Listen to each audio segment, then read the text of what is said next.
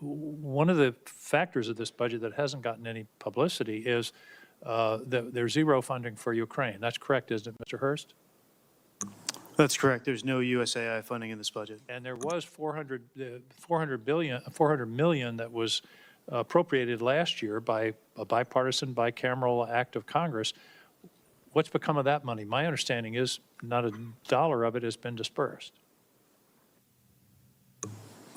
It was released very recently, and again, we got these funds, I believe, in March, and it takes time for funds to flow through the department, but it's going to get put to work very shortly. We're going to work with the UCOM commander to make sure we use these funds in the most appropriate way possible. I didn't want Senator Sullivan to be the only one with an exhibit.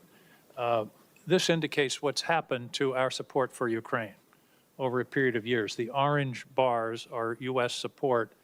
The blue bars are Europe. As you see, Europe is 99% in the year 2026. Same thing with humanitarian and other aid to Ukraine.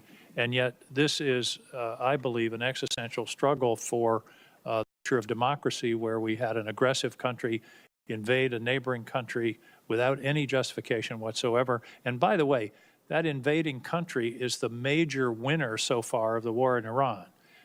They've gotten, the estimates are $40 to $80 billion of additional revenues from oil and the relief of sanctions as a result of the war in Iran. Secretary Hegseth, why are we abandoning Ukraine? Senator, if you would hold that chart back up, yep. I think that's a beautiful chart. I think that's exactly what we want. We want Europe stepping up and funding and shouldering the burden. They are rich countries worth $20 trillion versus an economy of $2 trillion.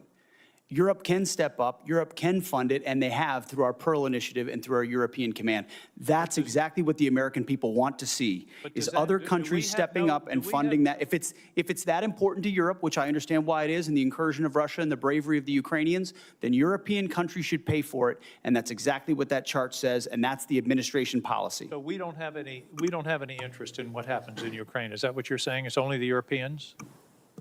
I'm saying the threat is far closer to rich and capable countries in Europe, and they should step up to lead the charge, and that's why that chart is a good thing to see. They have stepped up, but I think the American people should understand that we've stepped back, in fact, stepped back to the point of abandoning. This is a war that never would have happened under President Trump, and he supports ending it through a deal, and he's pursued that.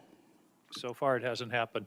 I'm out of time. I want to talk about DTOs, who designates, but we'll take that up later. Thank you, Senator King.